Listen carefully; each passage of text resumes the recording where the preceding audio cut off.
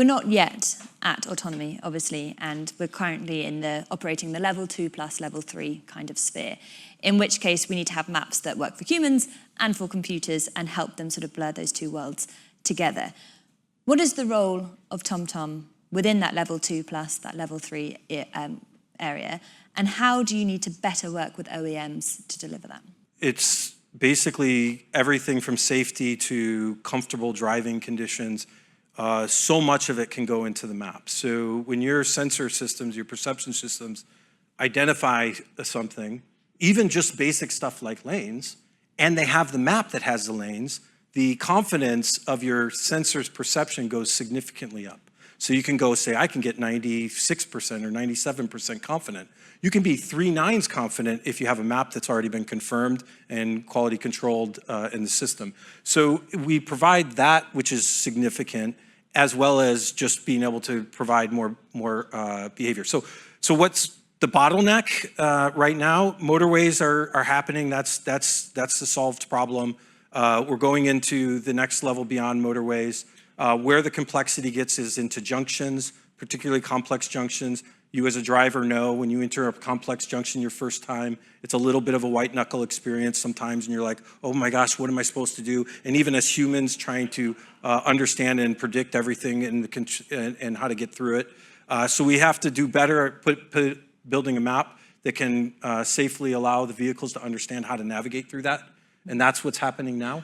So those capabilities are going to be coming out in the coming years because that's what's being worked on is autonomy beyond motorways. A key theme of these 3 days here at FT Future of the Car has been the software-defined vehicle. What opportunity does that create for TomTom?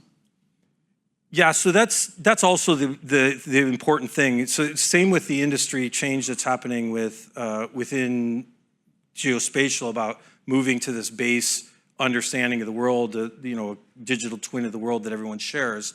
The reality is that's what this automotive industry is realizing as well, right? You have to get to some standard that allows you to go fast. And so once these software-defined vehicles create a standard, and there's a standard in geospatial, everybody can then build off of that same standard.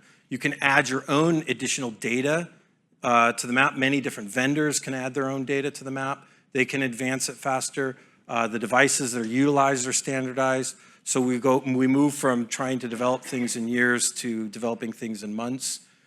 Certainly China, as everyone knows, is much further advanced in that ability to do that. And we still need to see the Western kind of OEMs start to kind of change their behavior of working. I'll just say one thing that I found, having worked with many of them, it's not the software engineers that are causing the slowdown that they've done. It's often just the organizational structure and way of working, and many of these OEMs really adapting a organizational structure that's around procurement and assembly, and it doesn't really fit a pattern with collaboration and close software development working models. So those OEMs that are kind of shifting and working more collaboratively in software development and moving forward are the ones that are moving faster and starting to see kind of advancements a little bit closer to what we're seeing with China. It's so interesting because so often in these discussions it doesn't come down to a technical challenge, but a very human one, and the organizational structure and the culture within an organization. Absolutely. So suppose with that in mind, knowing that there are many OEMs and many suppliers in the room, what would your ask be to them? Well, it's a great question, but since I answered since that's top of mind, what I just answered, and having run tech teams, I worked for General Motors for a little while. I ran tech teams at Microsoft and then tech teams at Amazon, now at TomTom. I would say that you have to understand that your tech teams need to be run differently, and your partnerships, more importantly, with your suppliers and your tier ones need to be run differently to be able to really advance at the speed that you're seeing the advancements happen from some of the Chinese competitors. And we work with the Chinese side of it as well. So we have partners on both sides, and so just to see the difference and see how things are operating, I'd say probably fundamentally that's probably the biggest difference.